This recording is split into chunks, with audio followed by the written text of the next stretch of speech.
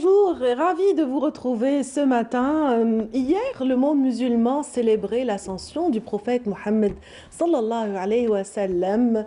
Une ascension justement qui aura été marquée par l'ordre justement des 5 prières de l'islam, ainsi que d'autres événements majeurs, des événements qui ont permis au prophète sallallahu alayhi wa sallam, entre autres, de rencontrer l'ensemble des messagers de l'humanité. Et oui, c'est une journée très importante pour le monde musulman. Nous présentons vraiment nos vives vœux, nos meilleurs vœux à toutes les communautés musulmanes, où qu'elles soient. Aujourd'hui, justement, nous reviendrons sur cet événement avec Siham Kenouch, entre autres, puisque ces journées religieuses sont en général célébrées par la récitation du Coran. Et d'ailleurs, hier eut lieu justement la clôture du célèbre concours national ou prix national de récitation du Coran. Les meilleurs récitants ont été récompensés lors d'une grande cérémonie hier soir. Mais le Coran aussi va de pair avec ces chants religieux qui ont marqué les esprits depuis des générations. Aujourd'hui, Siam Kenouch va se pencher sur cet aspect en particulier lors de cette célébration de l'Isra wal Mi'raj. Merci encore une fois, mesdames et messieurs, d'être avec nous. Aujourd'hui, nous sommes le 28 février, il est 8h03 et justement, le 28 février correspond à cette journée mondiale de sensibilisation autour des maladies rares. Et à cet effet, nous avons le plaisir aujourd'hui de recevoir une membre et représentante de l'association Maïra qui œuvre justement à fédérer les efforts, fédérer les recherches, fédérer aussi, relancer et activer, dynamiser cette solidarité autour des maladies auto-immunes, des maladies invisibles et des maladies rares. Ça, c'est pour le volet un petit peu santé et médical dans cette matinale. Aujourd'hui, nous aurons aussi à parler de culture à travers la présence parmi nous, justement, du directeur du théâtre régional de Béjaïa. Il va nous parler de l'actualité de sa structure, de ce temple de la culture qui a subi quelques dégâts lors du dernier séisme de 2021, mais ce qui n'empêche pas les équipes qui y travaillent d'offrir le meilleur d'elles-mêmes à ce public de Béjaïa, qui a renoué avec le théâtre ce week-end. On y reviendra tout à l'heure. Pour cette matinale, nous aurons aussi le plaisir de retrouver Soumeya Zarouali, notre collègue qui nous parle de tourisme en général. Aujourd'hui, elle a choisi d'opérer un gros plan sur le guide d'Oran, à travers la présence parmi nous ce matin du fondateur de ce guide et manager, qui a permis la création de cet outil très très important pour le tourisme. Merci d'être là, et tout de suite, rien que pour vous, mesdames, messieurs, un point météo signé Mina Abed.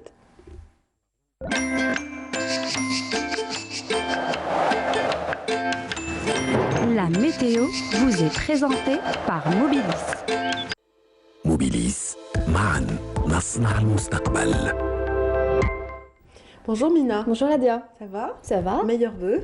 Meilleurs vœux également. Oui, que nous disent les cartes? Moi je suis venue avec un parapluie à la main ce matin. Oui, vaut mieux sortir avec un parapluie aujourd'hui. Il a plu. Il va encore pleuvoir.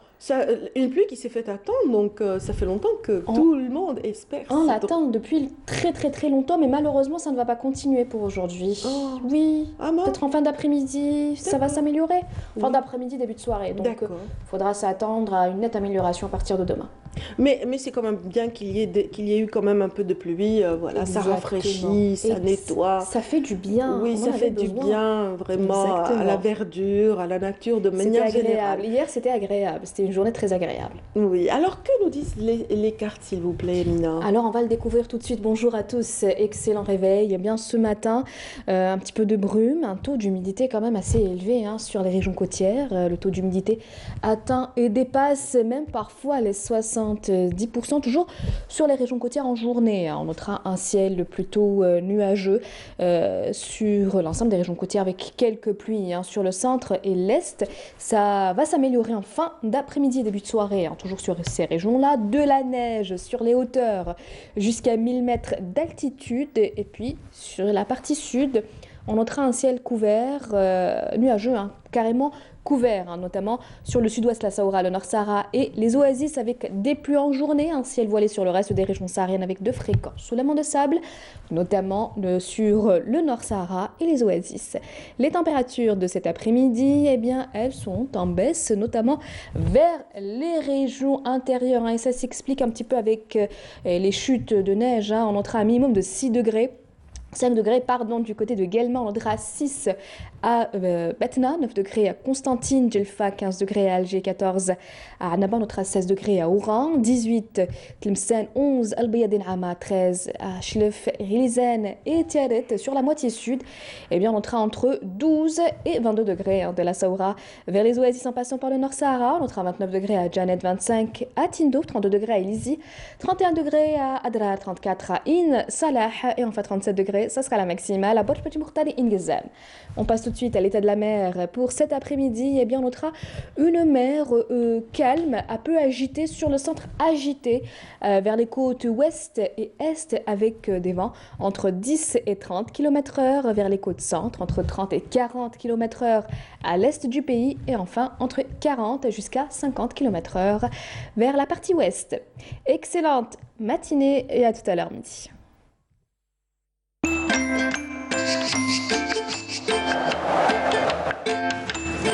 La météo vous est présentée par Mobilis. Mobilis معا. Merci infiniment, Mina Abed. Je vous souhaite une excellente journée. Également. Voilà, retrouvailles à partir de midi. Tout à fait. C'est ça. Midi et 19h. Très bien. Donc, c'est vrai que vous aviez dit que la région de Béchar était plus ou moins, aurait aujourd'hui un beau temps, hein, en général. Hein. Non. Quelques pas Béchar. soulèvements, oui. Non, les soulèvements de sable, c'est le nord, Oui. Nord Sahara, les oasis. Béchar, pour aujourd'hui, il faudra faire attention parce Il y a des nuages. Il y a des nuages, il y a Il y a de la des pluie nuages, il y également. a des pluies. Ah bah quel bonheur. C'est bien, c'est une région quand même du sud Exactement. qui a coutume d'avoir quand même un automne et un hiver assez chaud. Assez chaud, non, mais pendant là, en la ce moment, journée. ça va. Oui. De bonnes températures, un petit peu de pluie aujourd'hui, donc il faudra faire attention. Donc, non, c'est Vous ne vous parfait. demandez pas pourquoi je parle de Béchar Non, en du tout. particulier. Pas du tout, mais franchement, pas du tout.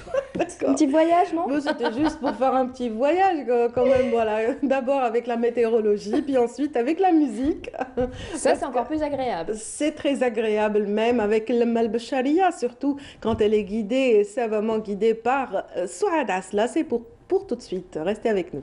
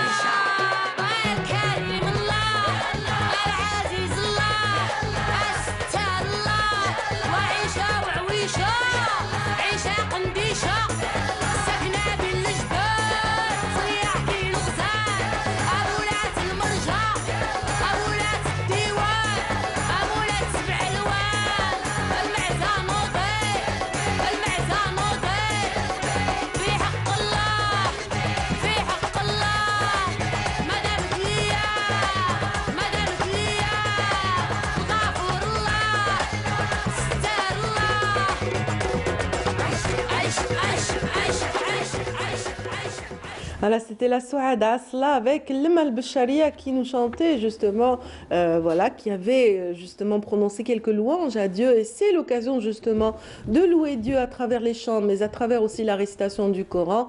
Et puis, bien sûr, c'est à l'occasion de la célébration depuis hier de Laylat al-Isra wal-Mi'raj, l'ascension du prophète sallallahu alayhi wa sallam. Nous allons en parler aussi avec Siham ici présente. Bonjour Siham. Bonjour à tous. Ça va, comment allez-vous, Radia? Très bien. Très bien. Très bien. À part un petit chat, voilà. Ça arrive. Un petit chat dans la gorge qui me nargue depuis tout à l'heure. Sa petite bouteille d'eau. Ah oui. Il faut faire attention. Oui, elle est là. Bon, très bien. On va se prendre une petite gorgée dans un petit moment. Super. Donc, si on parle, l'ascension, c'est un événement religieux, c'est un événement qui est relié à la religion musulmane. Il n'est pas le seul. Là, vous savez, le 27e jour de Rajab, il y a eu, bien sûr, alors quand on parle de l'Isra, il faut savoir que le mot Isra signifie la marche nocturne, c'est-à-dire le voyage du prophète sallallahu alayhi wa sallam de la Mecque vers Beit el-Maqdis, vers Jérusalem, et c'est ce qu'on appelle al-Isra, Asra, c'est-à-dire qu'il a marché durant la nuit, il n'a pas fait de bruit. Donc Mesha, c'est pendant le jour, tandis que Asra, c'est pendant la nuit. Mais Araja, donc le Mi'raj, Araja, c'est l'ascension, c'est monter vers le haut. Voilà, oui. C'est véritablement un mouvement qui monte vers le haut, et c'est pour ça qu'on appelle cet événement Al-Isra ou Al-Mi'raj. Qu'est-ce qu'il y a eu exactement dans l'Isra ou Al-Mi'raj? Al-Isra ou Al-Mi'raj, il y a eu la rencontre de Sayyidina Rasulullah sallallahu alayhi wa sallam avec tous les messagers de l'humanité, les prophètes et les messagers donc de Dieu, les apôtres, les messagers, etc. Il a rencontré tout le monde, et puis il a eu ce privilège de monter dans les cieux et arriver jusqu'au bout. Qu'est-ce qui s'est passé là-bas? Une obligation, un ordre, la prière. Donc 5 prières par jour, et c'est pour ça que c'est important la journée du 27e jour de Rajab, donc l'Isra wa al-Mi'raj. Et puis les gens, c'est d'autant plus important, Siham, que c'est le deuxième miracle attribué à notre prophète. Tout à fait. Après le miracle du Coran, donc il y a cette journée très spéciale pour le monde musulman. Exactement, donc c'est une journée bien spéciale parce que déjà il y a le deuxième, comment dirais-je, le deuxième pilier de l'islam qui a été ordonné, donc c'est la prière. Et aussi, vous savez, à partir de ce jour, les musulmans ont essayé de mettre en évidence et de glorifier quelques dates, notamment tout ce qui est Eid al-Kibir, Eid al-Saghir, Ramadan, et puis aussi l'Isra ou al-Mi'raj. Alors maintenant, il faut savoir que l'Isra ou al-Mi'raj a été chanté, récité. On a parlé de cet événement dans plusieurs poésies, mais qui est donc le premier poète qui a fait l'éloge de l'islam et des musulmans ainsi que du prophète. C'était bien sûr le poète du prophète Hassan ibn Thabit. Donc Hassan ibn Thabit qui était le premier prophète à avoir défendu les musulmans, défendu donc la religion musulmane, et puis aussi le prophète de l'islam Mohammed. Et après Hassan ibn Thabit, il y a eu une panoplie de prophètes. Nous avons pas aussi de poètes. Excusez-moi. Alors voilà, l'ultime prophète, on le sait, exactement, c'était le nôtre. Donc, alors je disais qu'il y a eu une panoplie de poètes, notamment Ka'b ibn Zuhayr. Ka'b ibn Zuhayr qui avait lancé un défi au prophète, et puis il l'a regretté, et il est venu en s'excusant tout en lui remettant un très très beau cadeau qui est son épée, et il a fait la paix avec Rasoul, et puis il a embrassé l'islam. Et c'était cette poésie-là qu'on appelle Al-Burda. Donc c'est une poésie qui est très très importante parce que le poète a été tellement satisfait qu'il a enlevé son burnous, donc son rida, et il l'a remis à Ka'b ben Zuhayra. Et une autre Burda dans l'histoire... D'où le terme Sha'ar al-Burda. Alors justement, Sha'ar al-Burda, en fait, j'y viens parce qu'il y a deux Burdas dans l'histoire. Alors Sha'ar al-Burda, parce que la plus célèbre n'est pas celle de Ka'b ben Zuhayr qui vivait au temps du prophète, mais al-Burda c'est le Bousayri. El Bousayri qui plutôt plus récent. Quoi. Et quand on parle de l'Burda qui est récité dans le monde du soufisme, c'est plutôt le Burda del Busayri, Allahumma salli wa sallam ala sayyidina Muhammadin khayril khalqi kullihim ila akhirih. Donc c'est des chants qui existent, qui sont chantés dans tout le monde arabo-musulman, notamment celui qui parle en arabe. Donc je ne pense pas que ça soit chanté dans les pays c'est-à-dire qui ne parle pas arabe. Mais c'est une belle poésie, longue poésie au temps du prophète. Mais à travers les âges, à travers les siècles, il y a eu beaucoup de poèmes, beaucoup de chants qui se sont consacrés aux événements donc religieux, et ça s'est accentué au temps des Mamaliks et des Fatimides, c'est-à-dire que lorsque le chant soufi a vu le jour, et il a excellé dans la vie sociale. Au Caire, à Tunis, à Alger, dans les plus grandes villes donc arabo-musulmanes, dans ces grandes villes, il y a eu ce côté-là, le côté soufi qui a pris une place extraordinaire. Et ce sont la dynastie fatimide qui a fait son passage par l'Algérie. Tout à fait. Oui, c'est c'est un des lieux justement, au lieu de cette civilisation, de cette dynastie justement. Donc Mahdi el-Fatimi qui a construit ou qui a bâti la ville de Mahdi en Tunisie, ils ont laissé des traces, les Fatimides en Nord-Afrique. Et c'est à partir justement de cette période, chez les Fatimides, il y a eu, ils se sont consacrés et ils se sont focalisés sur les événements religieux. Donc c'était pour eux non seulement une occasion pour dire des choses, mais aussi pour fêter l'occasion. Il faut dire que les Fatimides, ce sont les premiers qui ont fêté le Maoulid. D'accord, avec ces couleurs, le menara, les bougies, etc. C'était le Maoulid. Il y avait des chants spéciaux. C'est vrai que l'éclairage public, d'ailleurs, est né pendant la période des Fatimides. Exactement. C'était au Caire. Tout à fait. C'était au Caire. Oui. Donc, les Fatimides se sont vraiment focalisés. Et c'est pendant cette période qu'on retrouve le plus grand nombre de chants religieux. Jusque-là, je parlais des chants religieux classiques qui venaient, c'était des vers écrits carrément des poèmes repris. Exactement, c'était des poésies en arabe classique. Maintenant, chaque peuple a son propre dialecte et son propre folklore. Et nous aussi, nous avons en dialectal algérien, dans plusieurs régions, nous avons aussi nos chants religieux qu'on chante, qu'on fait chanter aux enfants. Notamment, alors, l'Isra ou le Mi'raj, non, parce que c'est quand même dans le mysticisme le plus, comment dirais-je, le plus ancré dans l'esprit des gens. Mais par exemple, le Mouloud, oui, il a été chanté énormément. Oui, tout à fait. Donc c'était des chants qu'on a appris de la part de nos mamans, de nos grands-mamans, et c'est des chants qui sont vraiment qui existent et qui ont laissé des traces. C'est-à-dire que maintenant, les jeunes, maintenant on ne les voit pas beaucoup, on ne les voit pas souvent, c'est dommage d'ailleurs. En revanche, il y a eu cette vague moderne aussi. Hein. Il y a eu une vague, vous savez, la parabole est là, c'est un événement social. Avec Sami Youssef, qui était un petit peu la révélation dans ce style. Ça s'est orientalisé un petit peu chez nous. Alors, ça s'est un petit peu orientalisé. Il y a eu des chaînes télévisées qui se sont spécialisées dans ce qui est Madih, chant religieux, etc.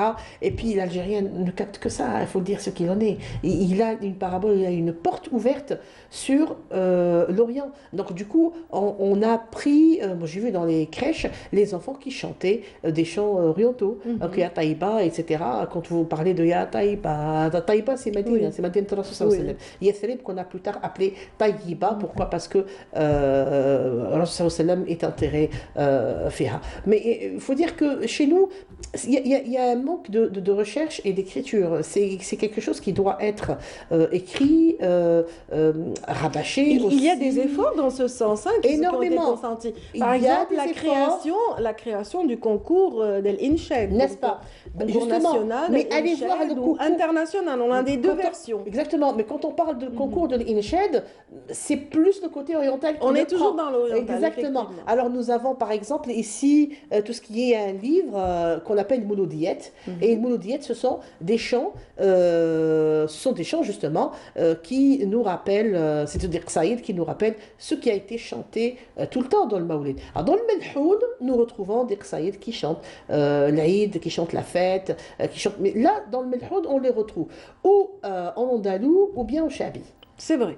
Effectivement. Mais pour les enfants, il y a un manque, il y a un petit vide. Et c'est pour ça que le côté oriental a pris le dessus.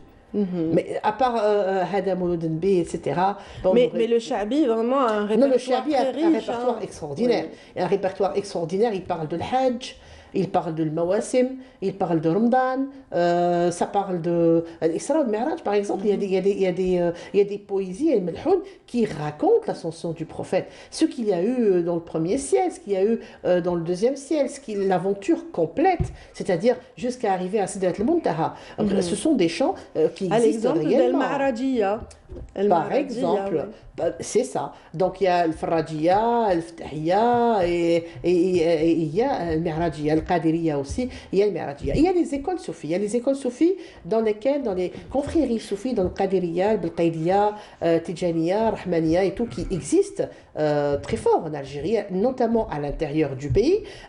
Il y a ce qu'on appelle un répertoire chanté. Si vous allez à Adrar, dans la Zawiya de Kunta, etc., ils ont célébré hier et ils célèbrent toujours. C'est-à-dire que ça dure durant 24 heures. Qu'est-ce qu'ils font?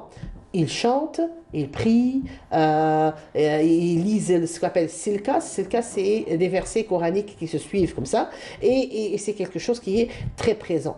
Mais moi, je pense personnellement qu'il faut qu'il y ait une présence de l'enfant à l'intérieur de tout ça, parce que l'enfant, il capte, il apprend très vite.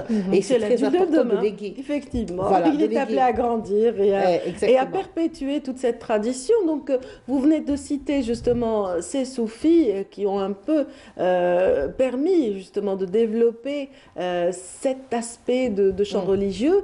Et justement, dans la lointaine histoire orientale toujours, il y a une voix qui a marqué, il y a celle de Rabi' al-Adawiya. Tout à fait. Donc, Keltoum a incarné, je ne sais pas Keltoum. Dans un feuilleton, dans un film, c'est un film en noir et blanc. Je ne sais pas si c'était Keltoum ou une autre. Il y a eu plusieurs versions. Il y a eu plusieurs versions, effectivement, de Rabi' al-Adawiya. Oui. On va écouter un petit extrait de ce film. On y va, d'accord.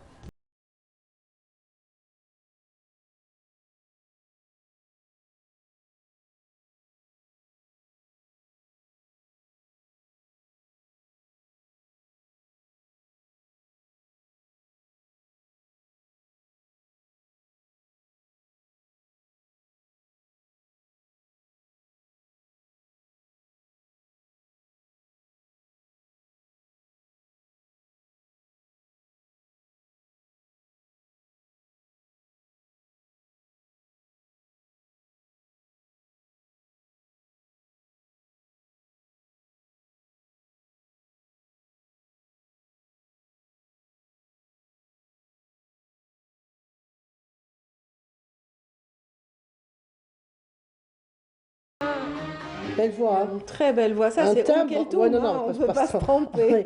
On ne peut pas se tromper là-dessus. C'est Keltoum. C'est une voix qui présente, qui chante très très bien tout ce qui est djid et hezl. Alors, quand on parle de djid, c'est tout ce qui est chant religieux, soufi, etc. Et le hezl, c'est tout ce qui est lyrique, poème d'amour, poème de voyage, etc. Donc, elle a aussi des enregistrements. Elle a psalmodié le Coran aussi et de fort belle manière. Bien oui, quand on a une belle voix, c'est une voix. Ah mon Dieu. On peut faire tout avec, n'est-ce pas? D'ailleurs, les plus grands chanteurs, chez nous, les plus grands chanteurs andalous ont commencé par être muezzins. tels que Ahmed Serri, tels que Bechtarzi, etc. Donc, franchement, quand on a une belle voix, quand nous sommes dans les gammes, il n'y a pas photo. Donc, et Aoukhidou Choumous, cet extrait qu'on vient d'entendre, le prouve tant bien. Voilà. Très bien. Donc, ce sont des chants qui viennent d'ici et d'ailleurs. Il y a des chants kabyles aussi. Et des chants kabyles religieux qui sont très, très importants, qui sont, eux, chantés par des femmes aussi. Si vous allez dans des zawiyas comme du côté de Bourja, dans le Djurdjura, vous allez trouver un petit mausolée et c'est la Zawiya Rahmaniya qui existe toujours. C'est le patelin de Fatma Soumar, justement. Et à l'intérieur, ce sont des femmes qui chantent ces petits halets et ces chants. Et c'est très, très impressionnant parce qu'il y a une voix qui surgit comme ça dans la voix commune. C'est extraordinaire. Oui. C'est franchement beau. Oui, certainement. C'est un petit peu à l'image de la chouir, j'imagine, donc qui réveille toutes les. Alors, le chouir, en fait, c'est comme un estirbar. Oui. Mais là, c'est vraiment des chants. Hein. C'est des chants et c'est juste la voix qui est en percussion. C'est une chorale. C'est une chorale. C'est une a cappella, des fois en canon même. Et d'ailleurs, je me demande comment ils peuvent chanter en canon.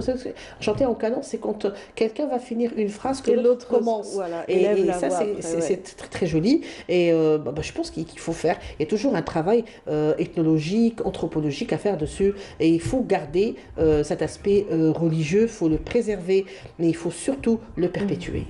Oui. Alors, la régie nous propose encore un autre extrait, Mokranagawa. Donc, voilà, par exemple. Par exemple. Voilà, on va l'écouter ensemble et on revient tout de suite après.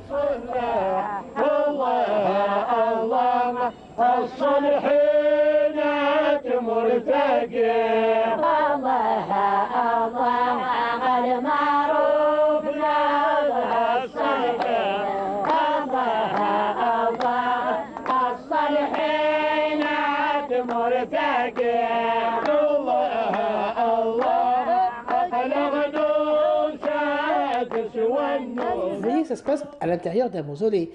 C'est dont je vous parlais. C'est franchement des chants. Il y a des percussions qui sont bien présentes, qui sont là, etc. Mais c'est juste avec la main et la voix. Il n'y a pas d'instrument. Mais c'est des poésies à préserver et à écrire surtout. Parce que, attention, il ne faut pas que ça disparaisse. C'est une identité. C'est très, très important de le préserver et de le garder. Très bien. Donc c'est un beau voyage que vous nous proposez aujourd'hui, Siham Kenouch, à travers l'histoire du chant religieux, son avènement et puis son développement dans notre pays. C'est vrai que vous disiez tout à l'heure, dans tous les dialectes, on peut chanter et offrir des louanges à Dieu. Donc ça se fait dans toutes les langues, effectivement, même si on ne parle pas l'arabe. En Asie... Non, mais ça se fait même en albanais, parce que vous savez, il y a des confréries soufis en Albanie, et en Albanie, on ne chante pas en arabe, on chante en albanais. Mais si vous regardez le chant religieux albanais, vous allez retrouver cet aspect et cette spiritualité qui surgit de leur halqa. Parce que chacun, vous savez, il n'y a pas de langue pour s'adresser à Dieu, hein. On peut s'adresser à Dieu en silence, juste avec le cœur. Mais il y a toujours ce côté spirituel qui est en nous et avec ce qu'on appelle un najwa, un munajat. Donc ça peut être avec le chinois, l'albanais ou l'anglais ou l'arabe, mais Dieu écoute toujours. Absolument, bien dit Siham. Merci infiniment pour aujourd'hui. On vous dit rendez-vous demain. Demain, Inch'Allah. Oui. Demain pour justement des légendes ou des contes. On verra bien. On verra bien. On verra bien. Très bien, ma chère. Merci infiniment. Et puis sans transition aucune, on va vous offrir un beau reportage signé Sophia Chouban qui nous permettra tout de suite de découvrir tout le talent de l'auteur et compositeur Ali Fadela Rahmou.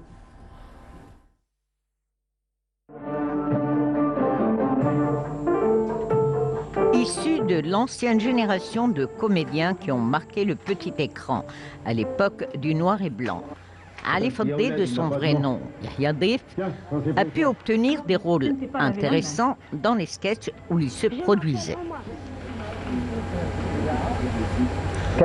En vérité, j'ai fait mes débuts à la télévision vers les années 1948 avec Feu Maître Mahieddine Bastardi. C'était des directs et se retire qui ne pouvait pas. Le maître m'a posé une question toute simple sur mon nom. J'ai répondu Dif Yahya. Immédiatement, le maître a opté pour Ali Fadli et a amputé le premier nom que je lui ai donné. C'est depuis que j'ai gardé ce nom d'artiste.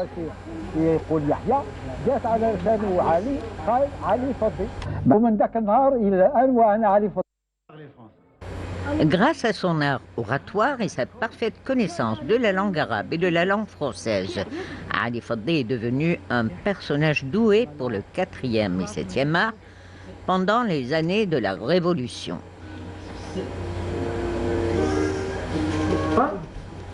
L'artiste ne mâchait pas les mots, les rôles qu'il jouait ont fait de lui un artiste engagé et attaché à sa patrie.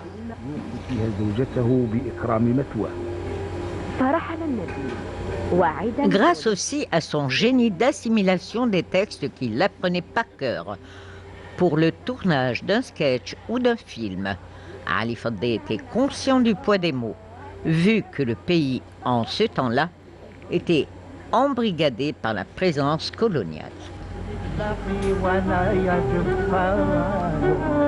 Mais le meilleur moyen pour dénoncer le malaise de tout un peuple étaient les planches du théâtre ou les lieux de tournage de films, au temps où le 35 mm faisait fureur par sa diffusion sur le grand et le petit écran. Par ailleurs, les sketchs défilaient sur le petit écran, tantôt courts, tantôt longs. Ils faisaient en tous les cas la une de la télévision.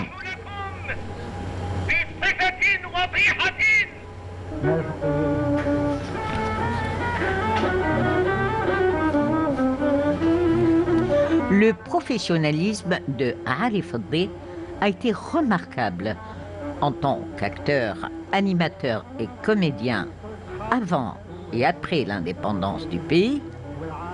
Tout au long de sa carrière artistique, sur les planches, à la télé ou au cinéma, Ali Fadli a été talentueux, doublé d'un nationalisme prononcé.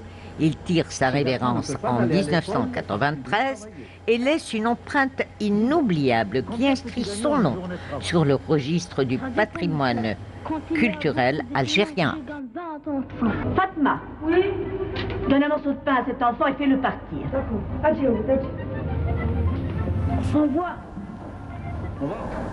C'était là un portrait dressé par Sophia Chouban de cette figure emblématique de la télévision et du cinéma algérien, Ali Fadli Allah yarhamou, donc cet auteur-compositeur qui a marqué les esprits. Aujourd'hui, nous allons parler d'une journée donc marquante pour les patients atteints de maladies auto-immunes, invisibles ou rares. Aujourd'hui, justement, le monde fédère les efforts, fédère les recherches à l'effet de lever toutes, tous les mystères qui entourent les maladies peu connues, dites rares. Donc aujourd'hui, nous allons en parler avec une invitée qui est déjà présente. Il s'agit de Benamirouche Dounia. Bonjour et bienvenue. Bonjour, bonjour à tous. Ça va. Mounia, vous avez 22 ans seulement, n'est-ce pas? Oui. Vous avez 22 ans, vous êtes en Master 1, vous étudiez? Oui, je suis en Master 1 biologie. Très bien, vous étudiez la biologie. Pourquoi le choix de la biologie? Dites-moi. La biologie, j'ai choisi aussi la génétique comme spécialité pour mieux comprendre ces maladies et peut-être faire quelque chose du nouveau.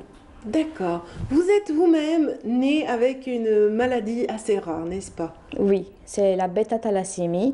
C'est une maladie rare génétique due à une malformation de l'hémoglobine qui se trouve au niveau des globules rouges. Voilà, c'est votre sang donc qui est atteint et bien sûr vos parents ont dû avoir un parcours du combattant avant de diagnostiquer, avant de prendre en charge. Ce n'est pas facile quand c'est une maladie rare, n'est-ce pas? Oui, oui. J'étais hospitalisée plusieurs fois à l'âge de 6 mois Et avec beaucoup d'analyses, d'hospitalisation et d'examens, ils ont connu que j'ai eu la bêta-thalassémie à l'âge de 8 mois et j'ai fait ma première transfusion sanguine.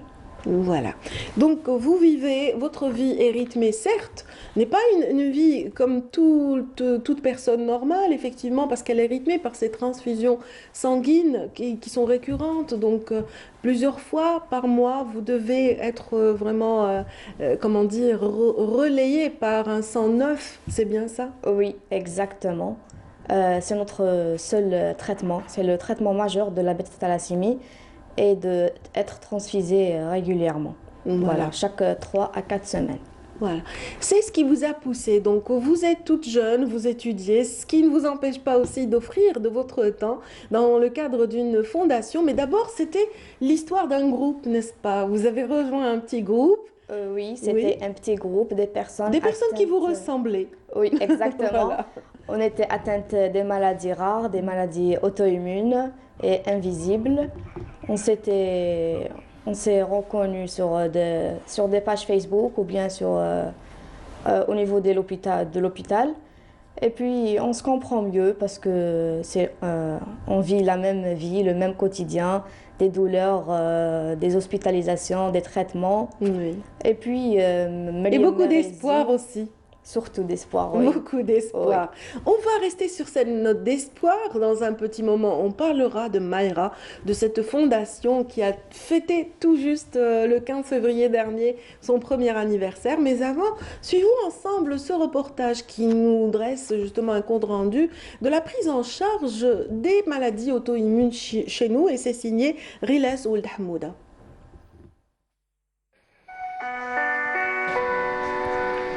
Ces jeunes filles font partie des personnes qui souffrent, et parfois même en silence. Elles souffrent d'un dérèglement du système immunitaire qui se met à attaquer leur organisme qu'il doit normalement protéger. Chose qui donne naissance à des maladies dites auto-immunes et parfois même à des maladies rares. J'ai été diagnostiquée récemment de 2 maladies auto-immunes et une cardiovasculaire.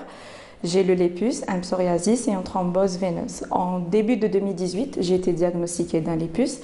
L'hospitalisation, elle était un petit peu difficile, mais ça va. Ils ont pris 3 semaines pour savoir ce que j'avais. Ils ont suspecté quand même des maladies plus graves comme la leucémie parce que je faisais une chute d'hémoglobine et des plaquettes en même temps. J'avais des douleurs au bas de mon dos, j'avais des douleurs partout et pendant 3 semaines, j'avais des douleurs partout dans mon corps et du coup, ils ont suspecté tout ce qui est grave.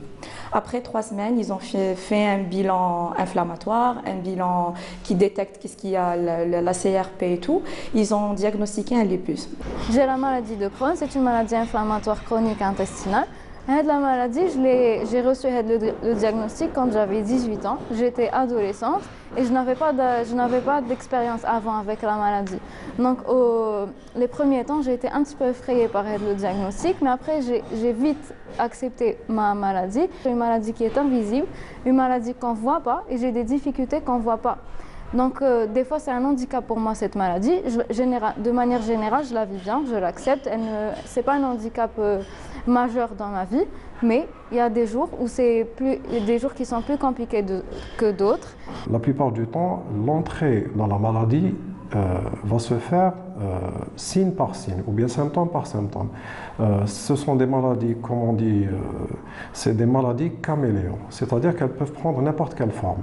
Elles ne peuvent pas directement orienter vers telle ou telle pathologie. Si je prends un exemple, par exemple, la maladie cœliaque. La maladie cœliaque, c'est une atteinte du système digestif qui va donner certains symptômes.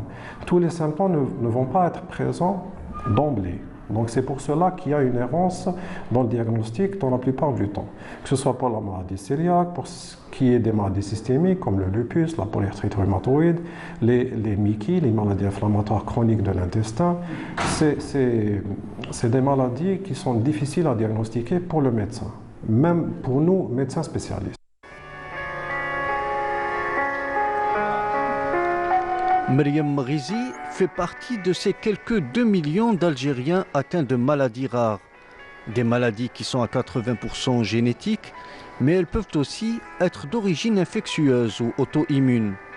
Elles n'ont pas forcément, ou du moins pas encore de traitement, car elles dépendent de la recherche, mais elles nécessitent des soins et des suivis importants au quotidien, qui peuvent être contraignants et coûteux. Myriam Merezi, elle se bat depuis plusieurs années pour que soient mieux détectées et prises en charge ces pathologies. Elle a d'ailleurs créé tout récemment la Fondation Mayra, qui est active dans ce sens.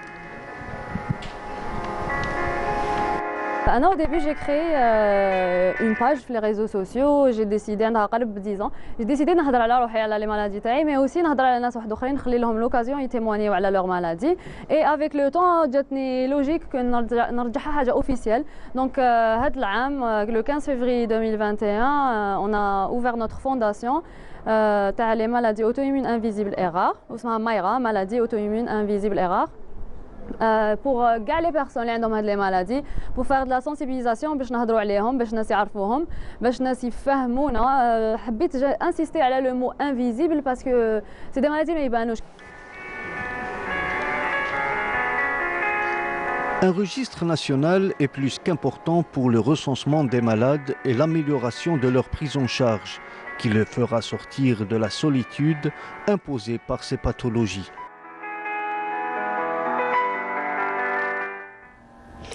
Voilà, on parle à l'instant de l'association Mayra, donc pour les maladies auto-immunes, invisibles et rares. Et aujourd'hui, un membre de l'association est parmi nous. Il s'agit de Benamir Roushdounia. Benamir Roushdounia qui était là depuis le départ, donc dès les premières, je dirais les premières idées de la fondation, de sa création, n'est-ce pas? Oui. Bon, Fondation Mayra elle a été fondée le 15 février 2021. Par et pour des personnes atteintes de maladies invisibles, auto-immunes et rares en Algérie. Voilà, toutes les personnes qui sont autour de cette table qu'on vient de voir ou qui se réunissent régulièrement, qui organisent des événements aussi à l'effet de sensibiliser, donc ont quelque part un lien avec la maladie, n'est-ce pas? Oui, la majorité ont une maladie, parfois 2, 3, on a vu. Oui, bien sûr. Oui. Parfois des myopathies rares aussi. Oui. Que pensez-vous de Myriam Merezi qu'on vient de voir? Myriam Merezi, c'est une personne formidable, très courageuse. C'est l'espoir. Oui, voilà, parce que c'est un malade complexe. Hein. On voit une jeune fille en pleine forme, comme ça, pendant l'interview. Oui, qui se battre pour les autres et qui elle-même a besoin de se reposer parce qu'elle a beaucoup de maladies invisibles.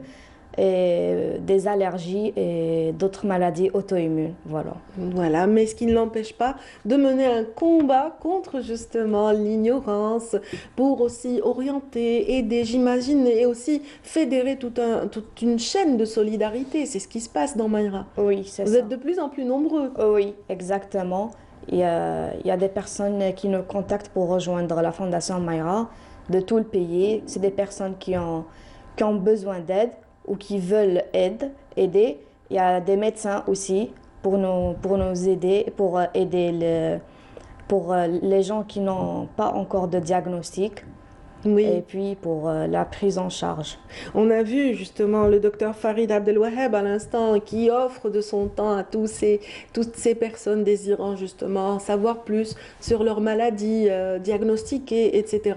Et justement, régulièrement, vous organisez des rencontres et des journées de sensibilisation à l'image de cette semaine. Tout récemment, vous vous êtes intéressé à un mal en particulier. Oui, surtout en ce mois de février, dédié aux sensibilisations aux maladies rares. On était actifs durant tout le mois sur les réseaux sociaux avec des articles sur des maladies rares et des maladies invisibles en Algérie avec des témoignages des personnes atteintes de ces maladies pour donner l'espoir et pour montrer qu'une maladie rare, c'est pas être seul.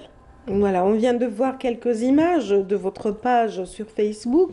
La page donc s'intitule comment? Fondation Mayra. Fondation Mayra. C'est ça? oui, exactement. Oui, donc voilà, pour en savoir plus, si vous avez une suspicion, ne serait-ce qu'une suspicion que vous avez peut-être une maladie rare ou invisible, n'hésitez pas à contacter ces personnes sur cette page. Vous gérez, vous êtes l'administrateur de votre propre page, n'est-ce pas? Oui. Un peu comme toutes les personnes qu'on a vues dans le reportage, chacune d'elles à sa façon.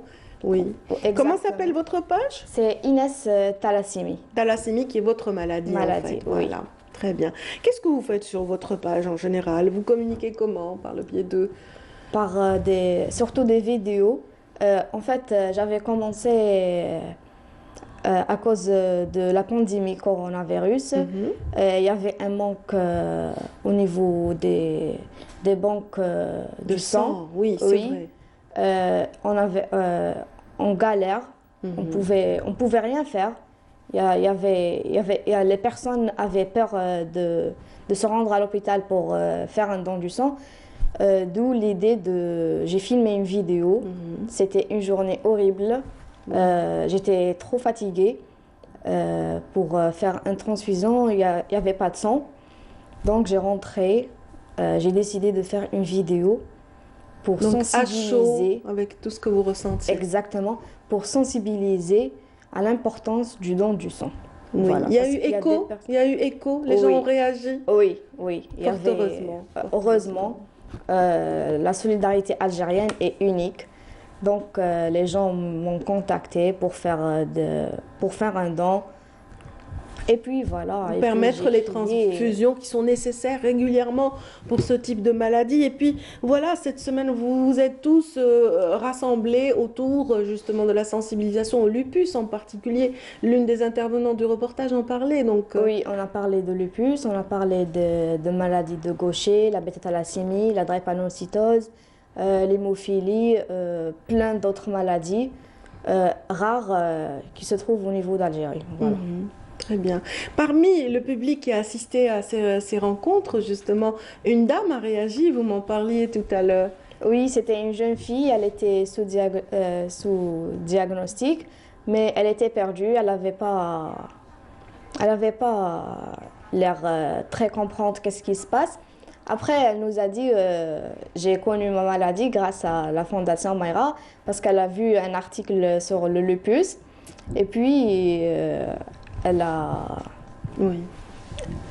Elle a compris, ça correspondait à ce qu'elle ressentait. C'était correspondant avec ses symptômes. Et puis voilà, on peut aider à notre façon. C'est une manière de dire l'utilité de l'action commune, l'utilité aussi de toute cette dynamique créée par Mayra pour justement faire connaître toutes ces maladies et puis aussi drainer l'aide et la solidarité des médecins, des praticiens de la santé qui vous aident en général. Oui, exactement. D'ailleurs, il y a des personnes qui nous envoient leurs témoins qui n'ont pas encore un diagnostic. Et puis, des fois, il y a des médecins qui nous contactent pour aider cette personne ou bien la prise en charge. Voilà. Voilà. Est-ce que vous pouvez nous dire, pardon, j'allais dire Mariam parce que Mariam Merezi est dans ma tête tout le temps, hein, justement, c'est votre locomotive dans Mayra, hein, c'est elle qui guide le train. Donc, dites-moi Dounia, donc, est-ce que vous pouvez me dire comment vous avez rejoint le groupe et qu'est-ce qui vous a stimulé? Parce que vous avez l'air d'une jeune fille assez timide, hein, mais là, voilà, cette association, vraiment, dans cette association, il faut communiquer, il faut s'ouvrir. Et comment est-ce que vous avez été approchée ou qu'est-ce qui vous a un petit peu attiré? Avec la fondation, parce qu'on est des gens, on se comprend, il n'y a pas de jugement.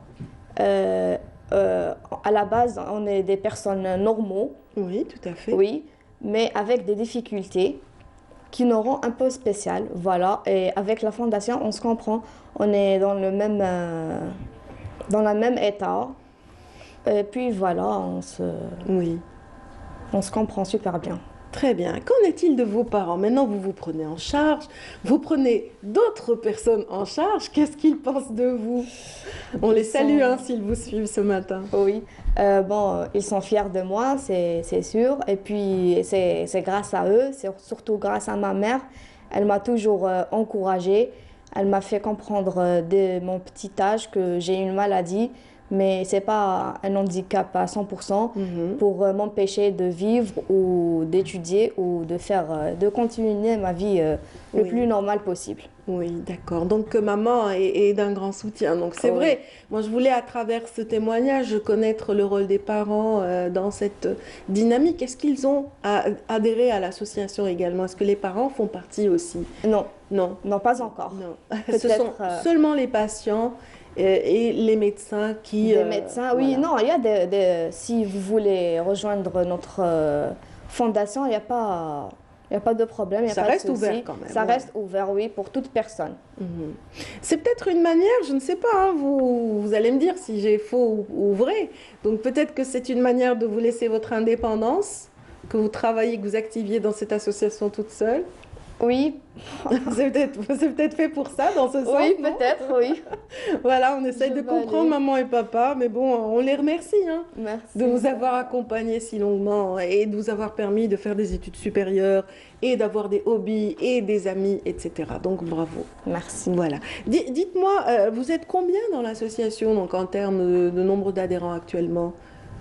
On est nombreux. Je ne sais pas exactement le nombre, mais...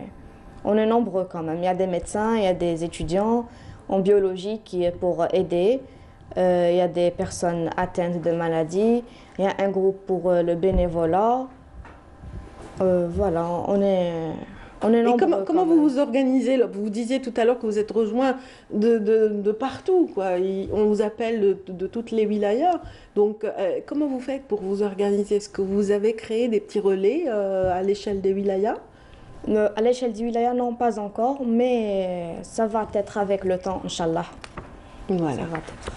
En tout cas, merci beaucoup, Inès, c'est Dounia Benamirouche, de nous avoir permis de parler de cette journée mondiale. Donc, le 28 février de chaque année, on fédère les efforts, on essaie de sensibiliser autour des maladies rares, invisibles et auto-immunes. Donc, vous nous avez permis de marquer cette journée et de rappeler un petit peu qu'il y a des personnes qui souffrent et qui ont besoin justement d'aide. Oui, merci à vous pour cette invitation. Et aujourd'hui, il y a une petite action à Maqam Shahid qui va s'illuminer aux couleurs des maladies rares aujourd'hui à 19h. À 19h, j'espère que le public qui nous suit ce matin pourra se joindre justement à votre peloton et puis voilà, marquer cette journée, montrer sa solidarité à toutes ces personnes qui souffrent de maladies rares, auto-immunes et invisibles. Voilà, le rendez-vous est pris à Maqam Shahid à partir de 19h. Pour cette petite action symbolique mais qui offrira des petites lueurs d'espoir à toutes ces personnes. Merci encore une fois. Donc je vous souhaite bon courage pour justement les examens qui arrivent bientôt, n'est-ce pas? Oui. Allez, bonne chance dans vos études. Merci, vous êtes en master 1 biologie. Donc merci infiniment pour ce témoignage. Merci à tous ceux qui sont avec nous. Restez après ceci. Donc on va se retrouver avec d'autres invités. Allez, décrochez pas. Laissez tomber votre télécommande, s'il vous plaît. À tout de suite. Merci beaucoup.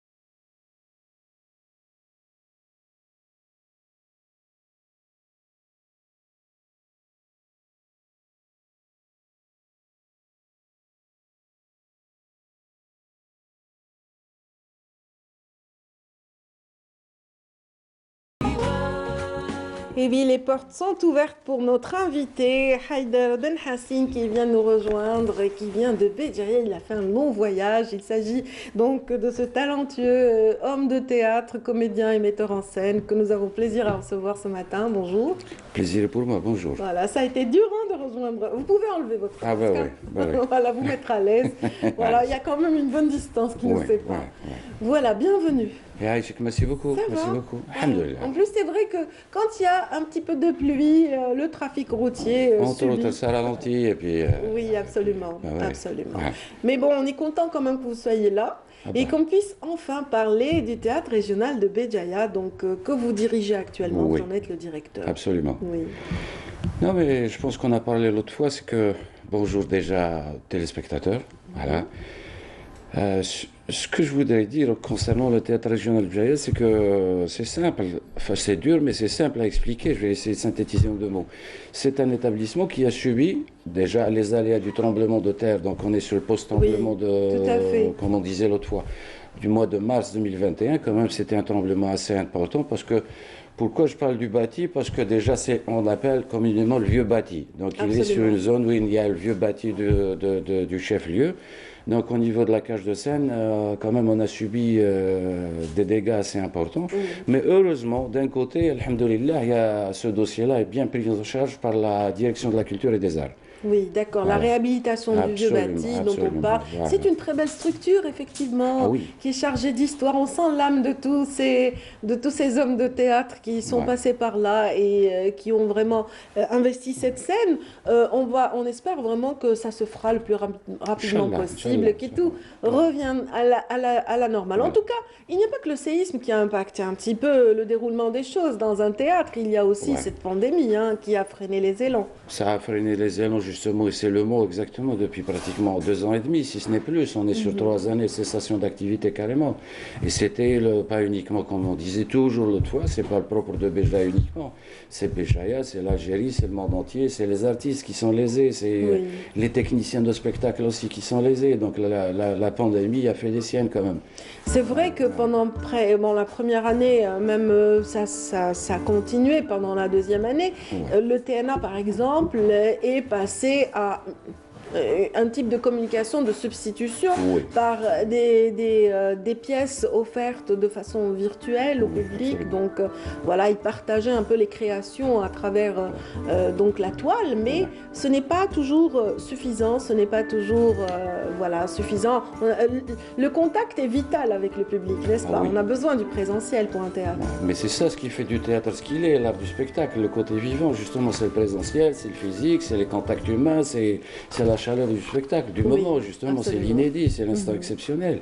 Et entre autres, à Béjaïa, justement, il y a une solution alternative. Je ne sais pas ce que c'est le mot solution alternative, mais quand même c'est une alternative.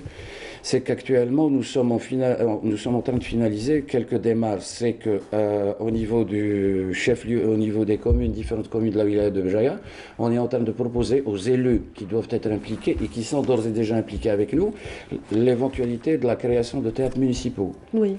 Ça nous soulage énormément de par parce qu'il faut dire que le théâtre régional de Béjaïa compte en son sein quand même du beau monde. Il y a un chiffre assez important, donc en termes de masse. Des artistes, des techniciens. Absolument, d'une valeur quand même, d'une maîtrise assez importante.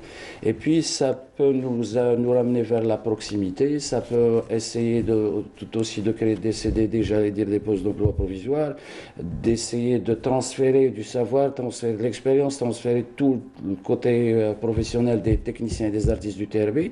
Justement, et ça peut être une belle expérience. On a vécu ça à Alger, par exemple. Alger, donc avec le théâtre, justement, le petit théâtre qui a été du côté de... alors j'essaie de retrouver le nom de cette station. Du TNA. Oui, pas loin du TNA, donc, mais c'est une station célèbre, Boumengel. Allez, Boumengel, donc c'est un petit théâtre, donc pour des scènes intimistes, pour des petits one-man shows, pour des monologues, entre autres, ou des petites scènes, voilà. Je les appelle communément, c'est des satellites, où c'est pratiquement C'est en rapport avec les wilayas où se trouvent les grands théâtres, entre autres des théâtres régionaux. Il faut savoir qu'en Algérie, il y a 18 théâtres régionaux, plus les 3 derniers qui ont été récemment créés. Il est souhaitable, il est quand même, je pense que c'est une des solutions. Pourquoi ne pas tenter la création de ces petits satellites, faire ramener les anciennes petites salles, justement, pour que les artistes s'exercent dessus, pour qu'il y ait justement des expériences intimistes, pour qu'il y ait des petites expériences, justement, et puis aller vers les grands espaces, ça c'est une finalité qui viendra avec le temps, voilà. Tout à fait. Mais en tout cas, si vous êtes aussi parmi nous, c'est pour parler de cette nouveauté. Donc, le théâtre a enfin vibré pendant le week-end dernier. Ouais. Les planches ont vibré avec 3 pièces théâtrales à la carte, bien sûr. Oui, c'est la première pièce, c'est la texte et mise en scène de M. Mouhoub Latrache, Tel Chiche, c'est La Fontaine du Chat, ça veut dire La Fontaine du Chat. Oui. Voilà. Et puis il y a eu Ça, c'est une enfantine. Oui. Voilà, c'est les 3. Un spectacle pour enfants, oui. Ouais. Les 3 spectacles sont destinés aux enfants. Le deuxième, qui est quand même un chantier pas quand même d'une importance assez, quand même, il est assez important, c'est Madame Mounia Ait Meddour, qui est en charge au niveau du théâtre régional de Béjaïa, la théâtralisation d'une série de contes. Très bien. Elle a entamé justement le premier conte de M. Boubacar Hamsi, Dalia au Sultan. C'est un conte qui dure 42 minutes. Et apparemment, ça a réussi au niveau de CDH, parce que les 2 spectacles ont été présentés à CDH ce vendredi et samedi passé, et ça a réussi avec des salles pleines, et on compte présenter le 3e spectacle d'ici mardi, mercredi, Inch'Allah, à CDH. Très bien. Pour donner un avant-goût à ceux qui se préparent peut-être à découvrir le spectacle mardi et mercredi, on va voir un extrait ensemble et on revient.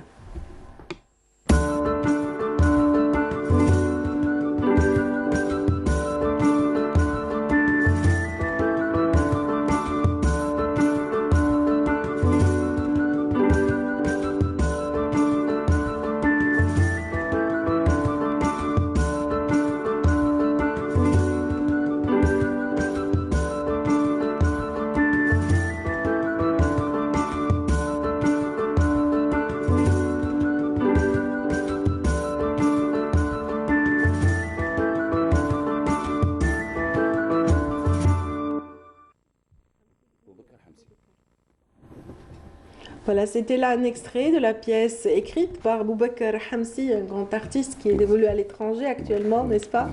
Voilà, mais repris avec justement l'art et la manière de Mounia Ait Meddour. Voilà. Donc c'est elle qui met en scène ce petit conte, voilà, cette série de petits contes. Ça a l'air de plaire au public, n'est-ce pas? Wallah, c'est de 7 à 77 ans, comme je dis. Et puis ça a plu, apparemment, ça n'a, je conjugue autrement, ça a plu vraiment au public. Oui. Il y avait une salle assez pleine, il y avait du monde, il y avait de la demande, il y a déjà de la demande. On est programmé sur Oran, on va être programmé sur quelques wilayas à l'ouest, Inch'Allah. Et je suis très content et très positif quant à la série de contes que va entamer justement Mounia Ait Meddour. Donc c'est le fait de déjà théâtraliser des contes, ça va nous aider à les mettre en scène. C'est des mises en espace et voilà l'affiche d'ailleurs. Une belle affiche justement de Dalia au Sultan avec Mounia et Mohamed Ferchoulou. Voilà. Donc ça c'est un petit peu l'affiche de ce spectacle. On peut être plus précis si ça vous dérange pas pour dire voilà, il sera présenté où la prochaine fois? Non, c'est pas précis. On est en train de construire. Ça, c'est l'avant-première. Ça, c'est l'avant-première. Voilà. On est en train de, justement, on attend là, quelques retouches sur le 3e spectacle. Nous, ça, c'est un spectacle d'animation, mise en scène par Yassine Khima. Et on va faire les 3 spectacles en même temps sur une générale, peut-être sur une wilaya limitrophe à Béjaïa, Inch'Allah. Très bien. Parce que c'est le côté, la salle, donc on ne dispose pas de salle au niveau de Béjaïa. Oui. Donc peut-être qu'on sera reçu sur une ou 2 wilayas au niveau limitrophe à Béjaïa pour pouvoir donner justement le général. Très bien. Donc pour la générale et aussi pour les spectacles qui seront donnés pour Dalia au Sultan, on sera là, on sera ravis d'annoncer ça dans notre agenda, dans Bonjour d'Algérie. Voilà, donc on sera ravis d'être votre relais. Donc on parle maintenant du 3e spectacle. Donc on vient de dire qu'il était en pleine finition, c'est bien ça? Oui, c'est une pièce d'animation. J'aime bien l'appeler une pièce d'animation parce que c'est des expériences d'un comédien qui quand même est-ce que je pourrais dire, spécialisé en clown, et qui a mis en scène une expérience assez inédite. C'est un spectacle où il joue Ouah et sa sœur, qui est aussi comédienne, une ancienne comédienne du théâtre régional, qui a beaucoup évolué au théâtre régional de Béjaïa. Et c'est un spectacle qui dure les 55 minutes muet, avec des situations, des péripéties, des engagements avec le public, des contacts avec les gosses. Donc je pense que ça va être un bon petit challenge aussi. D'accord. Mis en scène par Yassine Khima. Vous qui êtes metteur en scène et qui avez justement cette audace d'aller vers un théâtre expérimental, donc j'imagine un peu votre bonheur quand il y a des tentatives un peu insolites, n'est-ce pas? Ben, d'où l'intérêt, justement. Il faut laisser faire, il faut accompagner. Je pense que c'est le moment où, je dirais pas du théâtre expérimental, mais je dirais pour l'instant, c'est des expérimentations qu'il faut laisser faire. Je pense que c'est extraordinaire le fait qu'il n'y ait pas de texte déjà, le fait on ne peut jamais avoir de texte, enfin on n'a pas de texte, autrement, voilà, il y a toujours un texte. Voilà, il n'y a pas de dialogue. En fait. Il n'y a pas de dialogue. C'est ça, il n'y a pas de dialogue. Ouais. Il y a de l'émotion qui est véhiculée par les situations telles qu'elles ont été construites sont extraordinaires, et il y a du répondant, il y a de la joie, il y a du bonheur, et d'où l'intérêt du spectacle, ça partage beaucoup de joie, beaucoup de bonheur, beaucoup de sourire, quoi. Voilà. Ouais. Est-ce que vous aviez coutume justement de partager les avant-premières avec le public? Ça, je pense que c'est une exception que vous venez de faire, non? Quelque part. Le 25 et le 26, oui. Dans le cadre du projet des théâtres municipaux, c'était une locomotive avec monsieur le maire justement de l'Assemblée populaire communale de Sidi Riche, qui est en train justement de se concerter avec les élus dans le cadre de la création de ce théâtre, parce qu'il faut dire que les Sidi Riche va être la locomotive qui va drainer les autres projets des théâtres municipaux. Et puis il a eu la bienveillance de la gentillesse de nous recevoir justement, et d'où l'intérêt de rapidement faire monter les spectacles. Quand même, c'était une exception, mais voilà, j'imagine aussi le bonheur de tous les techniciens qui ont pris part à cette belle aventure et qui vont offrir aussi leur savoir-faire à cette nouvelles expériences. On va terminer sur cette idée, s'il vous plaît. Ah ben, il faut dire aussi, à travers vous, je rends hommage aux techniciens du TRB quand même. C'est des techniciens d'envergure, c'est des techniciens de haute facture, justement, et qui, justement, à la reprise, farahou d'une manière extraordinaire. Et ils sont vraiment, مستعدين باش يمدوا l'expérience نتاعهم à qui veut, Inch'Allah. Oui. Voilà. Merci infiniment, Haïdar Ben Hassine. Donc, je rappelle que vous êtes le directeur du théâtre régional de Béjaïa. Merci de nous avoir permis de parler de cette reprise tant attendue. Enfin, cette voilà, amorce de reprise, disons, le week-end dernier. Voilà, donc le public donc, est au courant un petit peu de l'évolution des choses par rapport à votre théâtre, votre structure. Et bien sûr, on espère que les délais seront vraiment des plus rapides pour cette restructuration. Inch'Allah. Merci de nous avoir reçus. C'est toujours un plaisir, merci infiniment. Merci à ceux qui sont avec nous ce matin. Dans un petit moment, nous retrouverons Soumeya Zarouiwali pour une virée touristique. Cette fois-ci, elle se fera du côté d'Oran. Restez avec nous.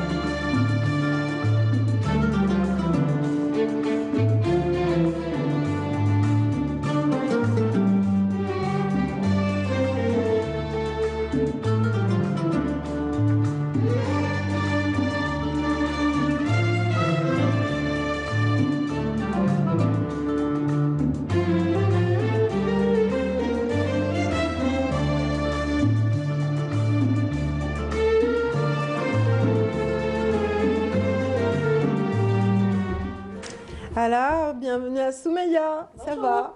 Bien? Ça va, je te remercie. Et toi? Ça va très bien. Alhamdoulilah. Cap sur El Bahia donc aujourd'hui? Cap sur El Bahia, Wahran. Et notre invité est là, Zaki Sophie, bonjour. Bonjour. Tu es donc fondateur du guide touristique de la ville d'Oran. Tu es aussi son manager depuis 2018. Oui, le guide Oran. Oui, alors j'aime beaucoup son pull vert. Wahran, oh nowhere. C'est pas mal. Wahran jusqu'au bout. Alors, il faut savoir que le guide d'Oran, de la ville d'Oran, c'est pas seulement un livre sur support papier, c'est aussi une application mobile et un site web. Oui, alors le guide Oran, c'est un outil qui aide à promouvoir la destination Oran et aussi à aider les visiteurs de la ville d'Oran qui, pendant leur séjour, que ce soit pour du tourisme ou pour du travail. Donc on a élaboré le projet pour pouvoir faciliter le passage des visiteurs et on a pu le faire sur 3 différents supports. Donc un guide imprimé qui est distribué gratuitement, un portail web qui regroupe plein d'informations sur la ville d'Oran et une application pratique pour pouvoir se déplacer dans la ville. Et justement, c'est une manière de toucher le plus grand nombre possible de personnes sur le net et ailleurs, justement, pour mettre à la disposition des visiteurs d'Oran, ainsi que les Oranais aussi, qui veulent visiter leur ville, donc des infos pratiques justement pour utiles lors de leur séjour. Exactement. Alors, on va revenir un petit peu sur ton parcours, Zaki. Alors, pourquoi tu as choisi justement, pardon, j'ai pas fini ma question. Pourquoi tu as choisi justement le tourisme? Pourquoi tu as choisi ce créneau? Alors déjà parce que j'ai toujours été passionné par l'histoire d'Oran, donc c'est quelque chose auquel je me suis intéressé depuis tout jeune.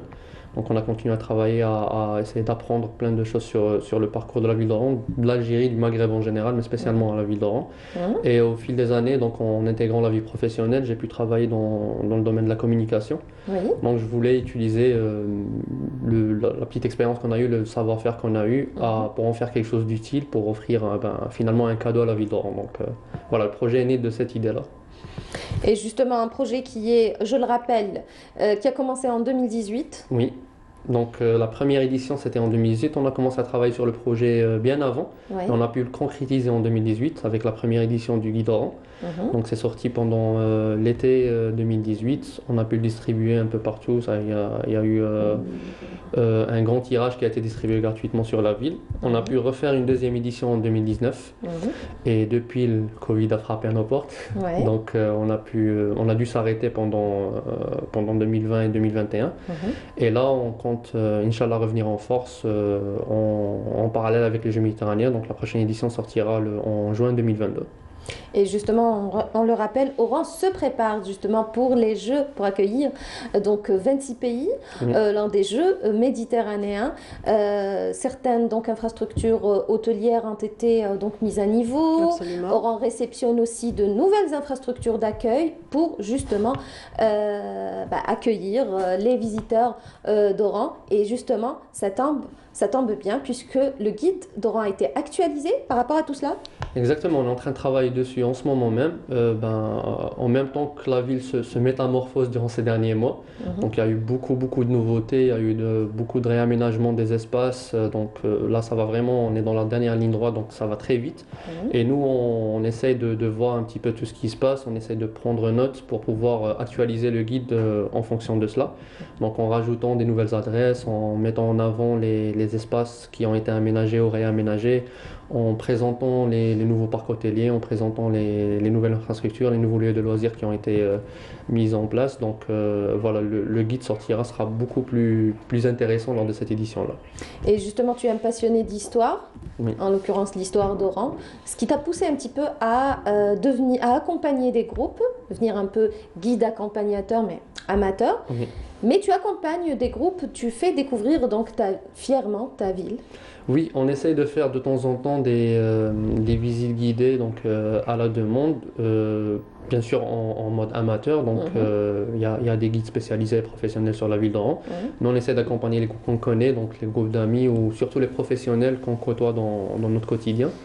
Donc on fait des visites patrimoine pour présenter un petit peu toutes les points d'intérêt qu'il y a dans la ville d'Oran.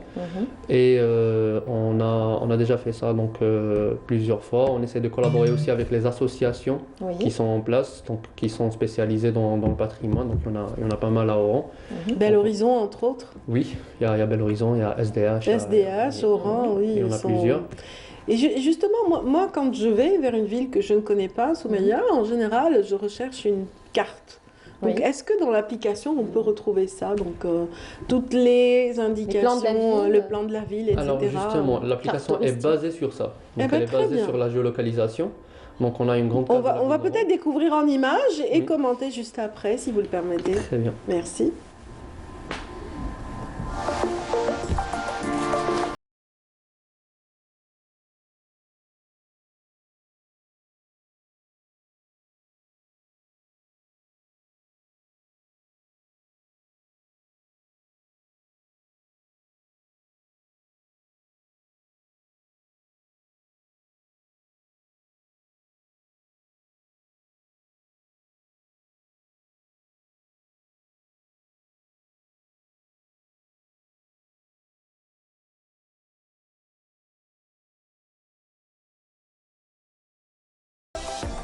Voilà, on a eu l'idée un petit peu voilà, comment on dit, de la page d'accueil et du contenu un petit peu de cette application. Donc voilà, on peut s'orienter facilement. Hein. Si on est à Oran, on ne connaît pas, voilà.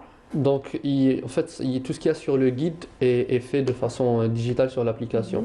Donc, il suffit de taper une adresse ou de se géolocaliser simplement et on pourra voir tout de suite tout ce qu'il y a tout autour. Donc, comme lieu de loisirs, comme patrimoine par exemple, des monuments s'il y a des monuments à côté, les moyens de transport les plus proches, les lieux à visiter, même hôtels, restaurants, parcs, jardins, plages. Donc, on a essayé de tout recenser sur l'application avec une utilisation très très facile, c'est-à-dire adaptée à... Les participations à cet événement phare, donc les Jeux méditerranéens, vont vraiment pouvoir, s'ils sont téméraires, hein, s'ils ne cherchent pas un guide forcément, ils ont toujours l'application, c'est excellent.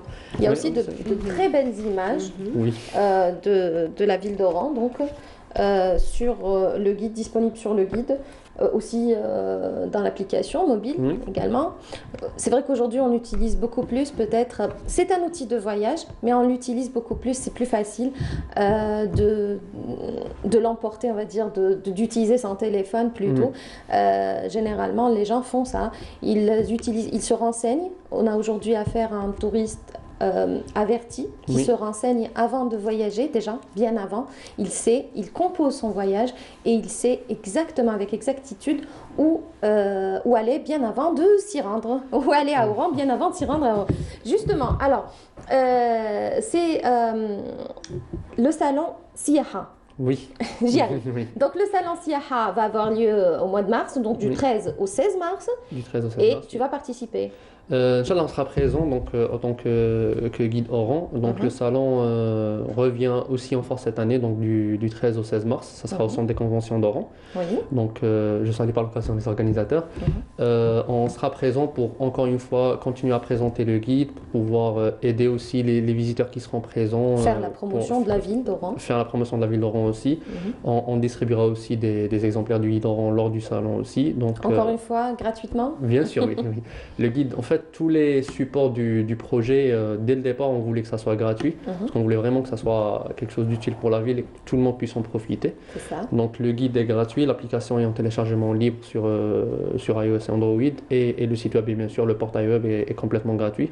En plus de nos réseaux sociaux, donc on est sur Facebook, sur Instagram, et on essaye aussi de continuer à promouvoir par des belles photos, mettre en avant les photographes de la ville d'Oran aussi, qui prennent de très très belles photos de la ville, donc on essaie à chaque fois de les mettre en avant sur nos réseaux sociaux.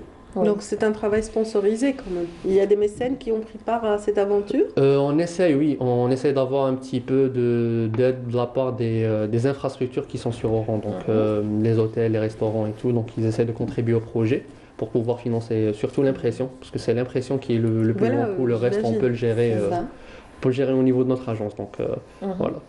Après, par rapport au salon, j'espère que ça sera comme ça a toujours été, que ce sera un grand succès. Donc ça sera surtout l'édition qui précède les Jeux méditerranéens encore une fois. Donc on espère que tout se passera bien comme d'habitude et que le salon va atteindre ses objectifs. C'est ça. Alors des projets peut-être pour l'avenir? Alors la prochaine édition qui arrive très bientôt, donc la prochaine édition sortira en juin 2022. Donc on espère pouvoir être présent pour pouvoir le distribuer en marge des Jeux méditerranéens. Donc on espère pouvoir aussi accompagner les visiteurs qui seront là en marge des Jeux. Donc Oran s'apprête à accueillir beaucoup de monde au mois de juin. Donc il faut que tout le monde s'entraide, que tous les moyens soient mis, que ce soit les moyens du comité d'organisation, de l'État et tout ce qui a été déjà prévu, mais en plus de la population. Donc nous, en tant qu'Oranais, on doit se tenir prêt à pouvoir aider, à pouvoir contribuer à la réussite des Jeux. Alors, bravo. Peut-être lors du salon. C'est une réédition. Moi, je voulais savoir si c'est une réédition ou alors c'est actualisé. C'est un guide actualisé. Oui, chaque année, on l'actualise. Cette année, il sera encore plus parce qu'il y a eu beaucoup de changements durant ces deux dernières années. Oran se transforme justement pour l'occasion. Oui, donc il le sera encore plus. Il va complètement changer. Donc on va pouvoir présenter plein de nouvelles choses et on est très heureux de ça. Donc voilà, chaque année on essaie d'actualiser. Le site web est actualisé en permanence, parce qu'on peut le faire instantanément, et le livre sort une fois par an. Donc le livre est une fois par an. Alors vous proposez également des circuits dans le guide? Oui, donc il y a, sur l'application on peut trouver des circuits touristiques, c'est surtout des circuits patrimoine. Donc on a le circuit patrimoine qui fait le tour des monuments, on a le circuit vert qui fait le tour des espaces verts, que ce soit citadin ou en dehors de la ville. On a le circuit nautique qui fait plage et îles, parce qu'il y a plusieurs îles qui sont à côté de la ville d'Oran. Donc on a aussi des circuits aventuriers pour les gens qui veulent faire du bivouac ou des randonnées ou même des activités un petit peu extrêmes. C'est le cas des îles Abibas, justement. Oui. Vous avez parlé tu as parlé des îles, justement. C'est le cas des îles Abibas. On peut citer peut-être quelques sites phares de la ville d'Oran. Oui, on a l'Old City, Sidi El Houari, la vieille ville. Donc c'est là où on a une grande concentration de monuments historiques. Donc on a des monuments ottomans, on a des monuments espagnols, on a des monuments arabo-musulmans. Et on a aussi des monuments berbères, puniques et romains. Donc on peut citer par exemple le palais du Bey, on a le fort de Santa Cruz, on a aussi incontournable le fort de Santa Cruz, justement. C'est la carte postale de la ville d'Oran. Absolument. Donc on a aussi la mosquée du Pacha, on a les bains turcs. Les vieilles arènes. Les vieilles arènes, oui. Donc tout ça est témoin des différentes civilisations qui sont passées par la ville d'Oran. Et c'est l'impression qu'on a à chaque fois qu'on visite la ville d'Oran, en tout cas les retours qu'on reçoit des visiteurs, c'est qu'on a l'impression vraiment de voyager dans le temps et de passer d'une civilisation à une autre. C'est-à-dire le temps d'une journée, ce qui reste unique par rapport à la ville d'Oran. Et justement, ce qui reste unique aussi à la ville d'Oran, on l'appelle El Bahia, c'est pas pour rien, c'est une ville qui ne dort pas. Elle a beaucoup de charme. Même en hiver, en fait, les gens sortent en hiver consommer des glaces. oui. Non, c'est une ville qui vit la nuit, effectivement. Mais bon, consommer des glaces en hiver, c'est particulier à la ville d'Oran, je pense. Oui, et puis voilà, c'est ce qui fait plaisir aussi, c'est de voir ce front de mer investi par des familles. Voilà, il n'y a pas seulement que les jeunes gens, comme dans certaines villes. Voilà, c'est pas exclusif aux hommes, il y a des femmes aussi. Oui, bien sûr. Non, on sort en famille, justement. On sort en famille jusqu'à... Entre amis, en famille. Oui. Il y a de la vie quand même. Voilà, donc c'est l'impression que j'ai eue, moi, quand j'ai visité Oran. Alors, en hiver, le soir, c'est très animé, jusqu'à 23h, minuit. C'est très animé. Et les gens continuent à sortir, donc, et voilà. Dans le cadre de l'émission Tahwissa, justement, Zeki était mon invité et qu'on va voir donc, dans nos prochaines... prochainement, voilà. Et on a donc, justement, on a été dans ces... comment on appelle ça je peux pas deviner ce qui est terrasse, voilà, ça me revient. Tu peux pas deviner, ouais, c'est clair. L'inverse, c'est vrai aussi. Et c'était justement, il faisait frais, pourtant on a pu consommer des glaces, c'est la tradition à Oran. Oui. Oui, on sort beaucoup la nuit. Oui, c'est une ville qui se couche très tard et qui se lève un peu tard parfois aussi. Mais ça fait partie du lifestyle oranais, donc c'est de sortir, c'est de pouvoir profiter des jours. Le temps, le climat le permet aussi. C'est une ville où il ne fait pas très froid, où le climat est agréable durant toute l'année. Donc, et voilà, que ce soit en hiver ou en été, surtout peut-être un peu plus en été où vraiment ça ne dort pas, mais même pendant l'hiver, les week-ends surtout, donc beaucoup de gens sortent le soir pour dîner, pour prendre des glaces, pour se balader aussi. Et si on est aussi. frileux, on peut manger de la bonne paella, Oran. Hein. Oui. C'est vrai. Ou de la bonne carantica. Karen. Oui. On appelle ça Karen. Karen aussi, oui. C'est ça. Voilà, le hami, exactement. Et le principe, c'est ça, caliente. Ça veut dire que ça se mange chaud, justement. Oui, tout à fait. Ça vient de là, justement. Donc, voilà. On a fini? Bah, je pense, hein, c'est à vous de me dire. Hein. C'est vous qui m'emmenez en balade et c'est pas à moi de le dire. Je pense qu'on va annoncer déjà. Tahwissa, c'est ce soir à 19h30. Et c'est Oran, justement. On a réalisé une série de Tahwissat à Oran. Zeki, tu vas participer aussi à Il ouvre le Tahwissa. bal ou pas? Non, il n'ouvre pas le bal, mais en tout cas, on va te voir dans ton élément à Oran. Très bien. Ouais. Et il nous a fait visiter justement les vieilles arènes et tout. Mais ça, je ne dis pas plus, ça va venir.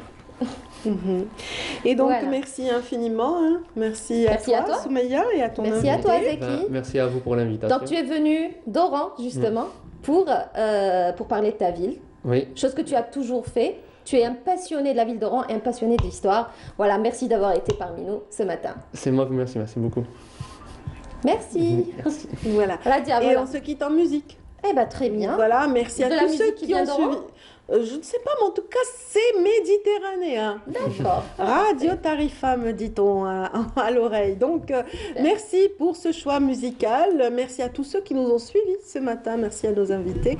Et à très bientôt demain à 8h. Ah, 7h30, attendez. Demain, ce sera 7h30 et non pas 8. Exceptionnellement. On commence un nouveau cycle, nous aussi. Et donc, ah non, 8h, pas encore. Je pensais que c'était l'heure du changement. D'accord. Alors, on garde encore le même horaire jusqu'à nouvel ordre. Merci encore à tous ceux qui sont avec nous. Et tout de suite, on écoute ce chant méditerranéen.